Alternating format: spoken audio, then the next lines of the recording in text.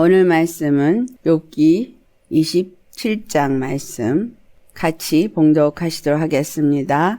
욥이 또 풍자하여 이르되 나의 정당함을 물리치신 하나님, 나의 영혼을 괴롭게 하신 전능자의 사심을 두고 맹세하노니 나의 호흡이 아직 내 속에 완전히 있고 하나님의 숨결이 아직 내 코에 있느니라. 결코 내 입술이 불의를 말하지 아니하며 내 혀가 거짓을 말하지 아니하리라. 나는 결코 너희를 옳다하지 아니하겠고 내가 죽기 전에는 나의 온전함을 버리지 아니할 것이라. 내가 내 공의를 굳게 잡고 놓지 아니하리니 내 마음이 나의 생애를 비웃지 아니하리라. 나의 원수는 악인같이 되고 일어나 나를 치는 자는 불의한 자같이 되기를 원하노라. 불경건한 자가 이익을 얻었으나 하나님이 그의 영혼을 거두실 때에는 무슨 희망이 있으랴. 환난이 그에게 닥칠 때에 하나님이 어찌 그의 부르짖음을 들으시랴. 그가 어찌 전능자를 기뻐하겠느냐. 항상 하나님께 부르짖겠느냐. 하나님의 솜씨를 내가 너에게 가르칠 것이요 전능자에게 있는 것을 내가 숨기지 아니하리라. 너희가 다 이것을 보았거늘 어찌하여 그토록 무익한 사람이 되었는고. 악인이 하나님께 얻은 분깃 포악자가 전능자에게서 받을 산업은 이것이라. 그의 자손은 번성하여도 칼을 위하며 그의 후손은 음식물로 배부르지 못할 것이며 그 남은 자들은 죽음의 병이 돌 때에 묻히리니 그들의 과부들이 울지 못할 것이며 그가 비록 은을 티끌같이 쌓고 의복을 진흙같이 준비할지라도 그가 준비한 것은 의인이 입을 것이요 그의 은은 죄 없는 자가 차지할 것이며 그가 지은 집은 도매집 같고 파수꾼의 초막 같을 것이며 부자도 누우려니와 다시는 그렇지 못할 것이요 눈을 뜬즉 아무것도 없으리라. 두려움이 물같이 그에게 닥칠 것이요 폭풍이 밤에 그를 앗아갈 것이며 동풍이 그를 들어 올리리니 그는 사라질 것이며 그의 처소에서 그를 몰아내리라. 하나님이 그를 아끼지 아니하시고 던져버릴 것이니 그의 손에서 도망치려고 힘쓰리라. 사람들은 그를 바라보며 손뼉치고 그의 처소에서 그를 비웃으리라. 아멘. 오늘 욥기 27장은 13절로부터 나뉘어지죠. 앞에서는 욥이 자기의 일을 말하고 13절로부터는 악한 자에 대한 얘기를 합니다. 오늘 우리가 무엇을 나누기를 원하느냐. 욥이 한 말 중에서 내 공의를 굳게 잡고 놓지 아니하리라. 이 말씀을 통해서 공의를 굳게 잡고 놓지 않는 자가 되자라는 말씀을 나누도록 하겠습니다. 공의를 굳게 잡고 놓지 마셔야 합니다. 성경이 말하고 있는 공의가 도대체 무엇인가? 창세기 3장 15절에 아담이 범죄를 하고 난 바로 직후에 여인의 후손이 뱀의 후손의 머리를 상하게 할 것이요 뱀의 후손이 여인의 후손의 발꿈치를 상하게 할 것이다 라는 말씀을 하십니다. 이 말씀은 무엇을 의미하고 있느냐. 하나님의 거룩에서부터 범죄함으로 아담과 하와가 떨어졌습니다. 여인의 후손이신 예수 그리스도께서 오셔서 구원의 약속을 주십니다. 구원의 약속은 잃어버린 거룩성을 회복시키는 겁니다. 또 다른 말로는 하나님의 생명에서부터 끊어진 것을 다시 회복시켜서 하나님의 생명을 얻는 자가 되는 것이고, 또 다른 말로는 하나님의 형상을 잃어버린 자가 다시 그 형상을 회복하는 것을 말한다. 구원이라는 것은 하나님의 형상을 회복하는 것이고 하나님의 거룩성을 회복하는 것이고 하나님의 생명을 회복하는 것입니다. 예수님을 왜 믿습니까? 그러면 세 가지 답을 하면 돼요. 하나님의 형상을 회복하고 하나님의 생명을 회복하고 하나님의 거룩성을 회복하기 위함이라. 육에 초점이 맞춰 있는 우리들에게는 도대체 이게 나하고 무슨 상관이 있는 거야? 라고 생각할 수 있습니다. 오늘 13절로부터 욥이 무엇을 말해주고 있어요? 악인이 어떤 결말을 맺는지를 말해주고 있습니다. 하나님의 거룩성을 놓쳐버린 자는 악인인 거예요. 내가 아무리 세상에서 착한 일을 하고 착한 마음을 가지고 착하게 살았어도 하나님의 거룩에서 끊어지면 악한 자인 거예요. 하나님의 생명에서 끊어지면 죽은 자인 거예요. 하나님의 형상을 잃어버린 자는 죄인인 거예요. 하나님 우리에게 그것을 가르쳐주고자 하며 그래서 아브라함을 부르셨을 때 너는 본토 친척 아비 집을 떠나 내가 지시한 땅으로 가라라는 말을 합니다. 본토 친척 아비 집은 어떤 집이었어요? 우상을 섬기는 지역에서 우상을 만드는 직업을 갖고 있었던 아비였어요. 그에게 하나님이 나타나셔서 본토 친척 아비 집을 떠나라 라는 말은 우상을 만들고 섬기는 아비 또한 친척 그 땅을 떠나 내가 너에게 지시한 땅으로 가라. 즉 거룩한 땅으로 가라. 다시 말하면 내가 너를 거룩하게 할 수 있는 그곳으로 가라 이 말이거든요. 그때 아브라함은 그 말씀을 그대로 믿고 갔어요. 갈 바를 알지 못하는 땅이었어요. 그것이 어떤 땅인지 몰랐어요. 그런데 갔어요. 그가 간 이후로 그에게 닥치는 것은 고난이었습니다. 자기 생각을 따라서 하다가 사라를 잃어버릴 뻔한 거예요. 하나님의 약속은 아브라함에게 가나안 땅을 약속하는데 가나안 땅의 약속은 하나님의 거룩한 나라를 세우는 약속이었던 거예요. 거룩한 하나님의 나라를 세우는 약속을 네 후손에게 사겠다. 그럴 때 하나님은 아브라함이 육체로 나올 수 있을 때를 택하지 않으셨어요. 왜냐하면 육으로는 절대 거룩한 걸 낳을 수 없다는 것을 하나님이 우리에게 보여주신 거예요. 그 얘기는 곧 우리 노력이나 우리의 열심이나 우리의 어떤 선한 행위가 거룩함을 낳을 수 없다라는 거예요. 아브라함이나 사라가 아이를 낳을 수 없는 상태가 되었을 때, 전혀 잉태할 수 있는 능력이 없을 때 하나님의 약속의 말씀이 이루어지고 이삭을 잉태하여 낳게 됩니다. 아브라함 100세에 사라는 99세에 아들을 낳습니다. 약속대로 아들을 낳는 거예요. 그래서 이삭을 약속의 아들이라 말하는데 사도 바울은 갈라디아서 3장 16절에 그 말씀을 우리 주 예수 그리스도가 약속의 아들로 오신 분이라는 것을 말하고 있습니다. 그래서 그 이삭은 곧 메시라고 한 그리스도라는 것을 말하고 있습니다. 약속이 거룩한 나라를 세우는 것이고 다시 말하면 거룩한 백성이 되게 하는 것이고 거룩함을 회복시키는 하나님의 약속이었구나. 거룩함을 회복하는 방법을 우리 주 예수 그리스도를 주시고 예수 그리스도의 그 십자가의 피로 말미암아 십자가의 보혈을 믿는 자들이 그 피로 죄사함을 얻고 예수 그리스도 안에서 거룩함을 잊게 되어지는 거구나 라는 거를 말합니다.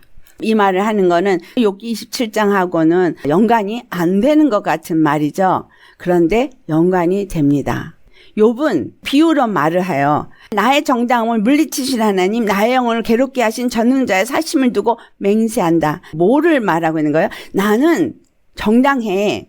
근데 이 정당한 거를 너희 앞에서 이렇게 정당하지 않은 것처럼 만드신 하나님, 그리고 나의 영혼을 이렇게 힘들고 괴롭게 하시는 전능하신 하나님의 행하신 살아계심을 두고 내가 맹세한다 라고 말해요. 욥은 처음에는 하루아침에 자식을 다 잃고 재산을 다 잃고 자기 육체가 이렇게 만신창이가 되어져서 도무지 이해할 수가 없어서 하나님 앞에 왜 내가 이렇게 돼야만 되는지를 토해냈어요. 이렇게 열심히 신앙생활을 했는데 주님을 경외했는데 왜 나한테 이런 일이 있는 거예요 라고 했어요.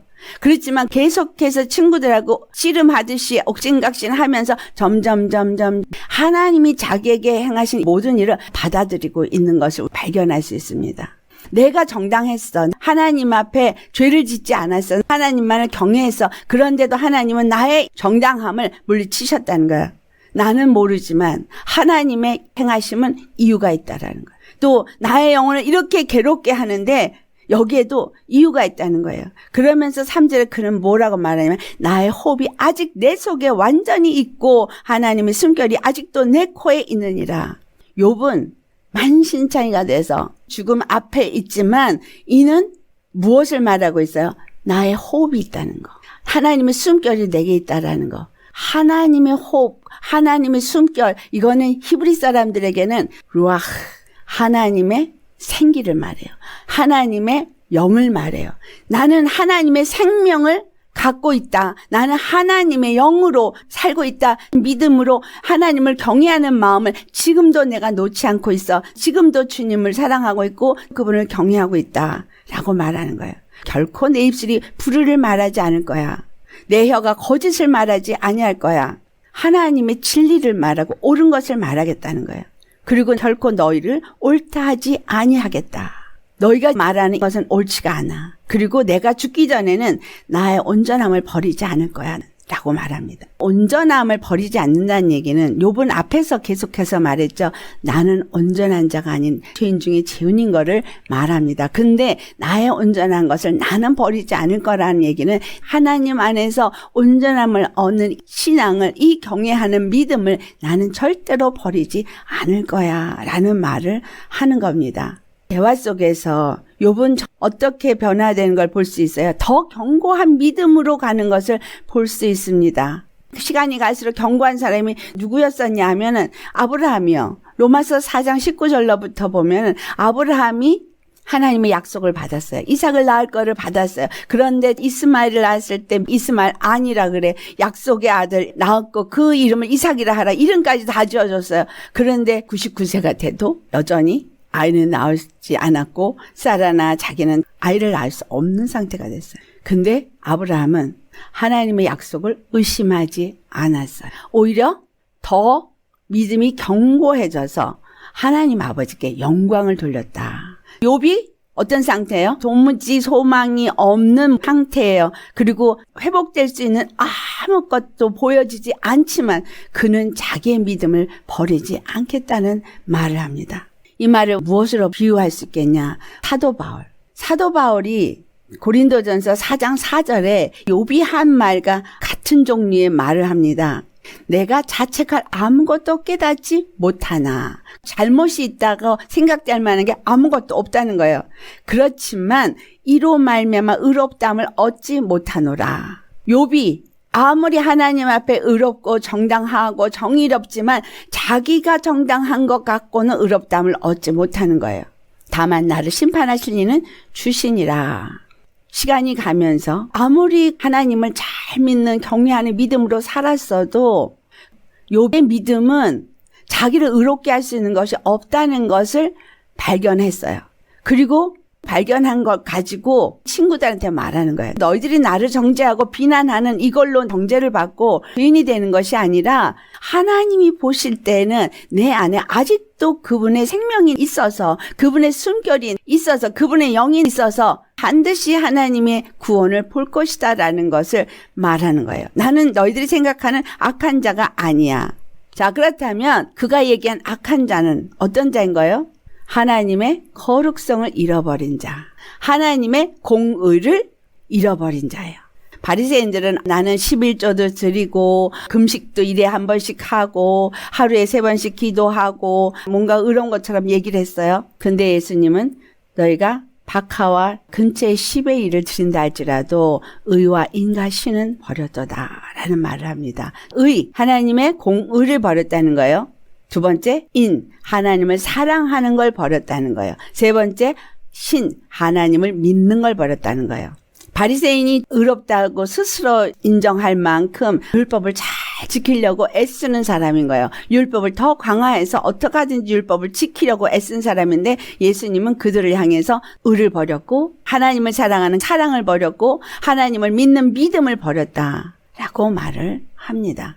사도 바울이 이러한 고린도전서 4장 4절의 말씀을 할 때가 언제냐면은 그가 고난을 받을 때예요. 그가 채찍을 받으면서 한 고백이 이 고백이라는 거예요. 아무것도 판단하지 말라. 그러면서 5절에 그가 어둠에 감추인 것들을 드러내고 마음의 뜻을 나타내시리니 그때에 각 사람에게 하나님으로부터 칭찬이 있으리라. 시험이 각 사람의 마음 안에 숨겨진 것들이 드러나고 사람들의 마음의 뜻이 어떠한지가 나타난다는 거죠. 친구들이 욥 앞에 나와서 자기 생각과 말을 했지만 그들 안에 감춰진 그들의 생각과 마음이 다 드러난 거예요. 욥을 사랑하는 사랑의 마음이 없는 거예요. 그동안 친구를 지냈는데 친구를 사랑하는 사랑이 없어요. 친구를 비난하는 비난의 입술에는 친구를 사랑하는 마음이 없는 거예요. 내가 잘났다고 자랑을 하는 거예요. 자랑은 자기에게만 있고 남에게는 없다고 말했거든요. 자기네들은 그것이 옳다고 생각해서 말을 하지만 그게 옳은 것이 아니라 거짓을 말하고 있었다라는 거예요. 그러니까 욥이 너희들한테 사실을 말할 거야. 너희들의 말이 옳다고 절대 말하지 않아. 너희들의 말이 옳지 않아. 욥이 이와 같이 자기를 변명하는 거나 사도 바울이 변명하는 거나 같은 얘기죠. 하나님이 사도 바울에게 가시를 줬어요. 고린도후서 12장 7절에 사도 바울이 하나님 앞에 구하였어요. 이 가시를 좀 걷어가 달라고 그랬는데 뭐라고 7절에 말하냐 하면 내 육체의 가시 곧 사단의 가시를 주셨으니 이는 나를 쳐서 너무 자만하지 않게 하려 하심이라. 바로 그 앞에 여러 계시를 받은 것이 지극히 크므로 너무 자만하지 않게 하시려고 라고 말해요. 육체에 사단의 가시를 줬다는 거예요. 하나님께서 주시는 가시가 있어요. 또 사단이 주는 가시가 있어요. 야고보서 1장 14절에 사람이 시험을 받는 것은 자기 욕심에 이끌려서 시험을 받는다 그랬고 욕심이 잉태한 즉 죄를 낳고 죄가 장성한 즉 사망을 낳는다 그래요. 스스로가 사단의 가시를 받게 되어지는 거예요. 내 욕심이 있음으로 인해서.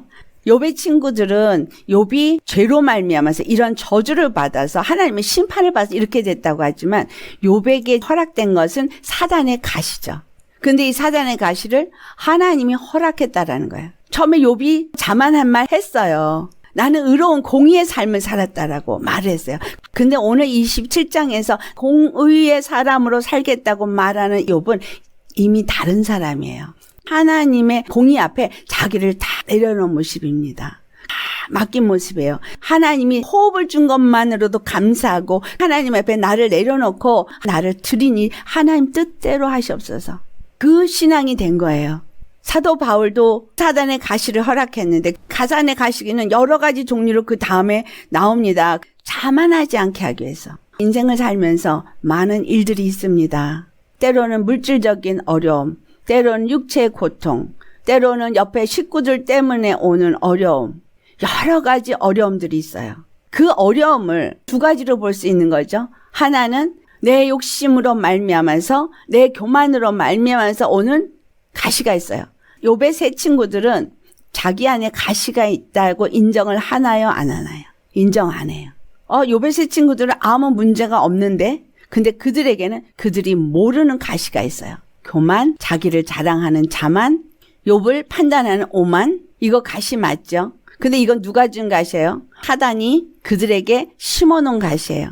자기도 알지 못하는 가운데 악으로 치닫고 있고 자신들이 악인인지 생각지도 못하고 있고 자기네들은 의인이라고 생각하고 있는 거예요. 지혜로운 자라고 생각하는 거예요. 이게 무서운 가시입니다. 예수 그리스도 앞에 나는 죄인입니다. 나는 부족한 자입니다. 예수님의 은혜가 없으면 아무것도 할 수가 없습니다. 모든 것을 그분 앞에 순복되어진 자, 그분의 은혜 안에서 살고자 그분의 사랑에 감사하면서 사는 자, 이런 사람은 하나님이 사단을 통해서 가시를 주었다 하지라도 그것은 그들을 축복된 자리로 이끄는 가시인 거예요. 돈이 없어서 어려움이 겪었든 육체 질병이 있어서 어려움을 겪었든 식구들로 말미암아서 어려움의 일이 있었든 그것들은 나를 제약된 모습을 드러내고 알게 하고 엎드려져서 주님 앞에 간절히 간구하는 자로 만드신다는 거예요. 바울도 육체 가시 때문에 3번이나 하나님 앞에 간구했다고 말하고 있습니다. 그런데 주님이 9절에 내 은혜가 내게 족하도다. 이는 내 능력이 약한 데서 온전하여 침이라. 너의 연약함이 오히려 나의 능력을 크게 한다라고 말하기 때문에 그가 크게 기뻐하고 나의 여러 약한 것들에 대하여 자랑하리니 이는 그리스도의 능력이 내게 머물게 하려 함이라. 10절에 나의 약한 것들과 능욕과 궁핍과 박해와 공고를 기뻐하노니 이는 내가 약한 그때의 강함이라. 내가 어리석은 자가 되었으나 칭찬을 받아야 마땅하도다. 그렇게 말해요. 욥이 당하는 고통과 사도 바울이 받는 것이 다른 양상인 것 같지만 사실상은 같은 양상이죠. 사단의 가시를 하나님이 허락했다는 부분에서요. 우리에게도 동일하게 우리의 삶에 사단의 가시가 허락된다는 거예요. 사람들 안에 있는 악한 것들과 사람들 마음에 숨겨진 뜻을 다 드러내고자 하심이라는 거예요. 욥의 친구들이 왜 악한 자에 속하겠어요? 에베소 2장 2절에 말씀한 것 같은 말씀인 거예요. 에베소 2장 2절에 이 세상 풍조를 따르고 공중의 권세 잡은 자들을 따라서 행한 자들을 불순종의 아들들 가운데 역사하는 영을 따른 것으로 표현하고 있어요. 그러니까 이 세상 풍조를 따르거나 또 공중권세 잡은 자 마귀를 따르는 사람들은 불순종하는 아들들 가운데 역사하는 영을 따라서 불순종을 하는 거예요. 그리고 3절에 육체 욕심을 따라 지내며 육체와 마음에 원하는 것을 하여서 본질상 진노의 자녀였다라고 말해요. 육체와 마음이 원하는 것을 따라서 살고 있다면 공중권세 잡은 자를 따르는 거예요.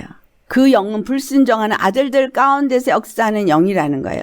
그래서 이 세상 풍조를 따라가고 이 세상을 좋아하고 산다는 거예요.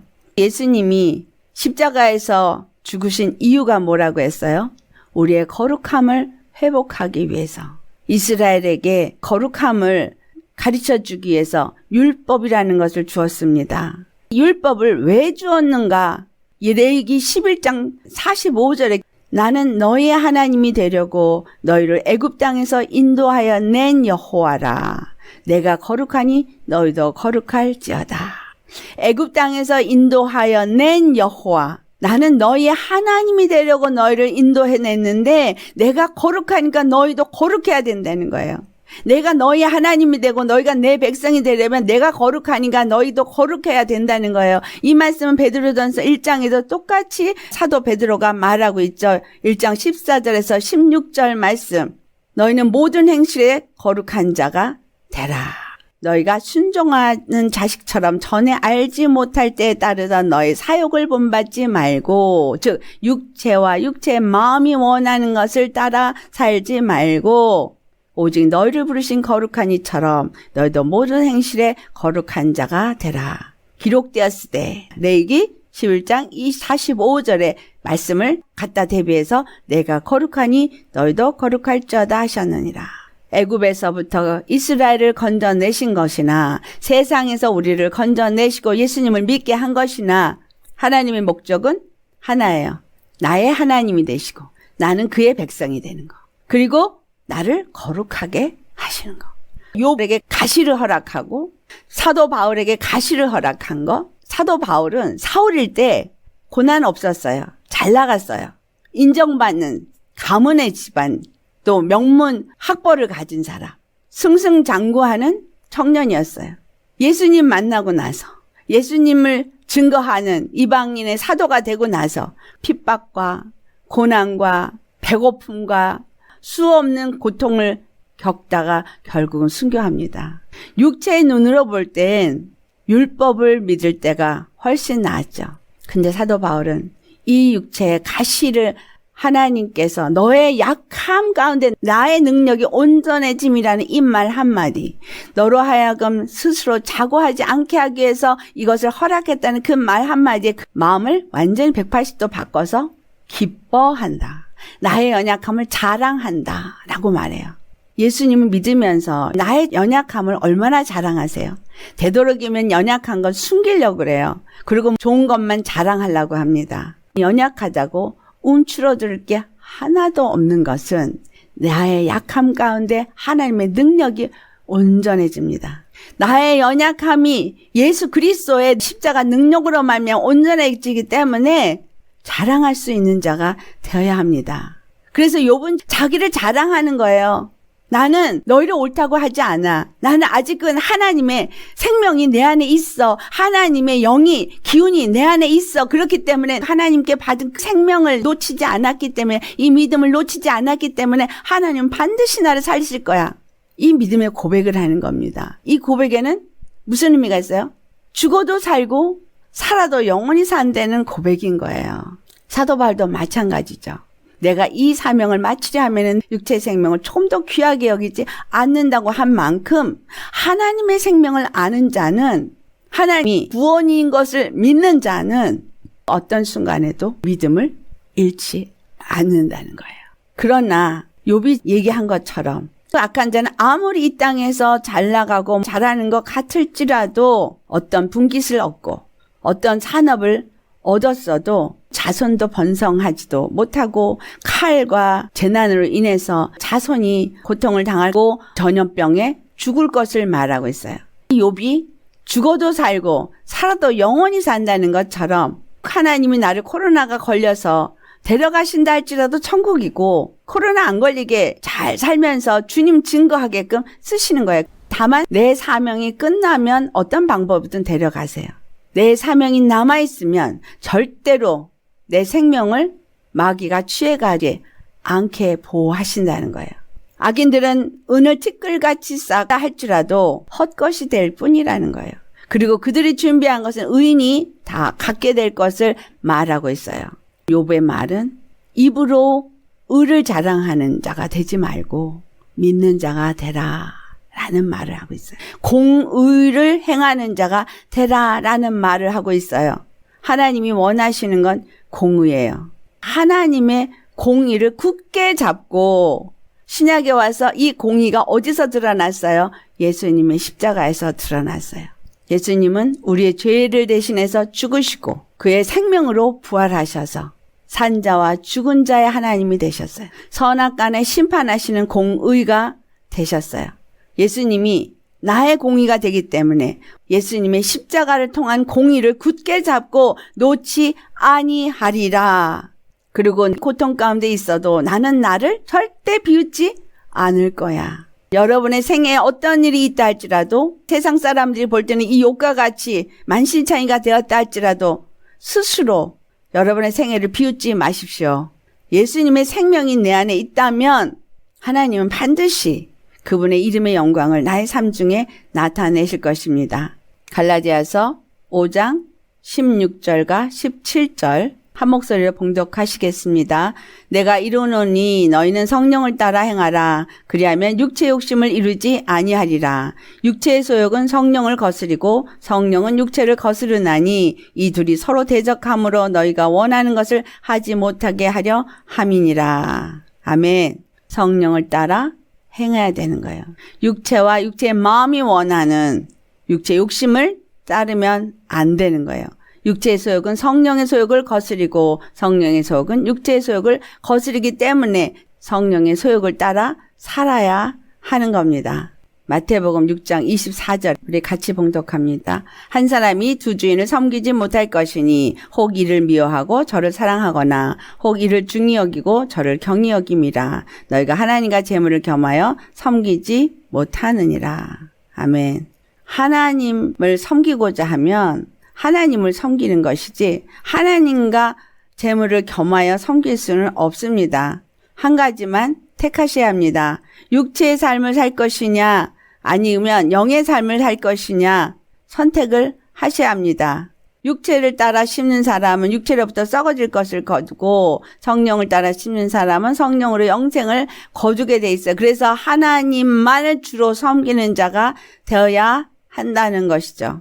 정과 욕심을 십자가에 못 박아야 합니다. 우리가 정과 욕심을 십자가에 못 박지 않고는 결코 하나님만을 섬기는 자가 될 수 없습니다. 공의를 굳게 붙잡고 공의로 살 수 있는 저와 여러분 되시기를 예수님의 이름으로 축원합니다. 우리 안에 가시 있어요. 가시 없는 사람 하나도 없습니다. 어떤 면에서는 가시가 많은데 하나님이 가시를 하나씩 뽑아주면서 인생을 다 살아가는 것 같아요. 그래서 죽을 때까지 가시 뽑다가 가는 것 같습니다. 가시는 우리 마음에 있는 육체의 마음이 원하는 마음의 뜻들을 드러내시면서 그걸 뽑아내시는 거예요. 그걸 뽑아내서 우리를 거룩하게 하시는 거예요. 거룩하게 하시고 하나님의 생명을 점점 우리 안에 더 채워주시면서 우리로 하여금 하나님의 그 거룩한 형상을 입고 하나님의 그 영광의 나라에 들어가서 그 영광을 영원히 누리게 하시려는 뜻이 있기 때문에 이걸 허락하시는 거죠. 그러니까 땅의 것을 바라보고 사는 사람은 이해할 수가 없는 거예요. 이 땅의 것을 바라보고는 절대로 이 길을 통과할 수가 없는 거예요. 우리의 바람은 하늘에 있고 영원한 영생의 소망을 갖고 있기 때문에 이 땅은 몇십 년, 100년을 산다고 쳐도 100년이에요. 하지만 우리가 죽고 난 이후에는 하나님의 심판이 있어요. 이 땅에서 우리가 행한 대로 심판을 받습니다. 그때에 예수님을 믿은 사람은 영생으로, 믿지 아니한 사람은 이 땅에서 아무리 착한 일을 행했다 할지라도 이 땅의 어떤 선한 행위로 의롭다고 행한 행위로 천국에 갈 수가 없거든요. 예수님이 십자가에서 흘리신 그 피를 믿을 때에 그 피가 내 죄를 사해줬다는 것을 믿고 인정하고 그 예수님의 보혈을 감사하면서 예수님을 믿고 예수님과 함께 그 생명을 사모하면서 생명을 먹고 채워서 육의 가시는 뽑아버리고 그 생명으로 대신 채워서 하나님의 형상을 입은 자가 될 때 영원한 생명에 이르는 겁니다. 언제 믿었느냐가 중요한 게 아니에요. 오늘 예수님의 십자가의 보혈을 믿고 의지하고 이제는 예수님만을 주로 섬기고 이제는 예수님만을 믿고 예수님만 의지하면서 살겠습니다 라고 결단하고 나머지 인생의 삶을 그렇게 산 사람은 하늘나라 가는 거예요. 간단해요. 너무 쉬워요. 인생을 살면서 얼마나 많은 죄를 졌습니까? 죄를 깨끗이 하려면 얼마나 시간이 걸리겠어요. 근데 주님은 말씀하세요. 기억하지 않을 거야. 다 잊어버렸어. 한마디로 끝냈어요. 예수님이 내 죄를 다 사해준 것을 믿습니다 라고 고백하고 영접하는 그 순간에 내 죄가 사함 받았느니라 하는 거예요. 뭘 회개해요? 죄 가운데 있었던 내 안에 죄의 마음들이 있거든요. 죄의 결실을 맺은 건 마음이 있기 때문인 거예요. 하나님은 죄의 결과를 회개하려는 게 아닌 거예요. 결과들은 용서했어요. 원죄도 자범죄도 마음으로 가진 죄도 다 용서를 하는데 문제는 예수님을 믿기로 작정하면서 가는데 끊임없이 내게서 뭐가 올라와요? 육체의 마음과 육체의 마음이 원하는 것들이 올라온다는 거예요. 여전히. 이거 회개해야 돼요. 이전에 지은 죄들은 주님을 믿지 않았기 때문에 그와 같은 죄들을 행했으니까 믿지 않았던 것을 회개하는 거예요. 믿지 않음으로 인해서 마귀한테 얼만큼 속았는지 믿지 아니함으로 말미암아서 얼마나 죄를 졌는지 회개하면서 내 안에 근본 마음이 육체의 정욕을 따라 여전히 살게 하는 이거를 회개하는 거죠. 그걸 회개하도록 사는 동안에 그게 자꾸 나오는 거예요. 예수님 믿어서 제사함 다 받았는데 왜 내가 자꾸 죄를 짓냐 이거죠. 자꾸 죄를 짓는 이유는 내 안에 아직도 그 속성이 있기 때문인 거예요. 그 속성이 계속해서 나오고 아직도 내가 육체의 정욕을 따라가고 아직도 육체의 마음을 따라가고 아직도 불순종하는 아들들 가운데 역사하고 있는 그 마귀의 권세에 끌려가서 여전히 그렇게 하고 있는 거예요. 이게 더 무서운 겁니다. 욥의 세 친구들, 이들이 회개할 게 더 많은 자들인 거예요. 근데 자기네들이 뭘 회개해야 될지를 모르는 거예요. 몰라서 욥을 비판하고 있어요. 욥은 오히려 고난을 통해서 하나님 앞에 점점 깨닫고 두 손을 탁 들고 자기를 다 맡기고 하나님을 더 믿는 자로 바뀌어가는데 이 친구들은 비난이 점점 더해지고 욥이 하나님 앞에 내어놓으면 내어놓을수록 더 비난이 심해지는 거. 눈이 멀은 거예요. 내 죄가 무엇인지를 모르는 더 어리석고 미련한 악한 자인 거죠. 우리가 예수님을 믿으면서 다른 사람을 이렇게 비난하는 건 욥의 친구들 같은 악한 근성이 내 안에서 역사하기 때문이다라는 겁니다. 입만 벌리면 비판하고 판단하고 정죄하고 이게 나오거든요. 사랑이 없기 때문이에요. 그래서 주님은 우리에게 너희가 서로 사랑하라. 피차에 사랑하라. 내가 너희를 사랑한 것처럼 너희도 사랑해라. 예수님을 믿는 건 사랑의 마음을 가지고 사랑하는 사람이 되는 거예요. 내가 얼만큼 아는 것 같고 다른 사람을 비방하고 판단하는 것이 아니라는 겁니다. 욥이 생명을 가진 것 때문에 담대한 것처럼 어떤 상황일지라도 질병으로 고통 가운데 있다 할지라도 물질로 인해서 어려운 가운데 있을지라도 다른 사람이 볼 때는 초라한 집에 살고 있다 할지라도 전혀 문제될 것이 없는 이유. 내 안에 예수 생명이 있기 때문에 내 안에 많은 가시가 있어도 그 가시조차도 감사할 것뿐이고 그 가시를 통해서 나의 연약함이 더 온전해지기 때문에 기뻐하고 주님 앞에 감사 돌릴 수 있는 사람이 되시기를 예수의 이름으로 축원합니다. 아멘. 오늘 말씀 생각하시면서 이제까지 육체의 생각을 가지고 육체의 마음을 가지고 했던 모든 것들을 주님 앞에 회개하면서 성령의 소욕을 따라 살 수 있는 자가 되어지도록 주님 앞에 기도하시겠습니다. 할렐루야. 거룩하신 아버지 감사드립니다. 욥이 공의에 굳게 서서 공의를 굳게 잡고 공의 안에서 그가 조금도 자기 자신을 부끄럽게 여기지 아니하겠다고 말한 것처럼 예수님이 십자가를 통해서 주신 그 공의를 굳게 잡은 자가 되기를 원합니다. 공의에 굳게 선 자가 되기를 원합니다. 다른 사람이 나를 어떻게 보는 것은 중요하지 않습니다. 내가 예수님의 공의로 사는 자인가 아닌가가 중요합니다. 비록 이 땅에 코로나라는 이 어려운 상황을 허락하셨고 우리의 삶 속에 많은 여러 가지 문제들이 있어서 우리의 마음을 아프게 하고 때로는 우리를 좌절시키기도 하고 힘들게 합니다. 그러나 이 모든 것들을 주님 앞에 내어놓습니다. 우리의 연약함 가운데 아버지의 그 능력이 온전케 되어질 것이기 때문입니다. 우리의 연약함과 부족함이 이러한 모든 문제들을 통해서 다시 한번 하나님 앞에 기도할 수 있게 되어지고 내어놓게 되어지고 회개할 수 있게 되어지고 더욱더 주님의 거룩함으로 입으로 갈 수 있으니 감사합니다. 우리 안에 있는 악한 마음이 올라오고 육체의 정욕의 마음이 나타나고 드러남으로써 하나님 앞에 회개할 수 있음을 감사드립니다. 육체의 마음은 십자가에 완전히 못 박아 죽게 하옵시고 오직 성령의 소욕을 따라 사는 우리가 되어질 수 있도록 성령님 우리 가운데 임하여 주옵소서. 더 이상 육체의 마음을 따라 사는 자가 되지 말게 하옵소서. 육체의 소욕은 성령의 소욕을 거스립니다. 육체의 마음을 따라 사는 자는 결국은 하나님과 원수가 될 수밖에 없습니다.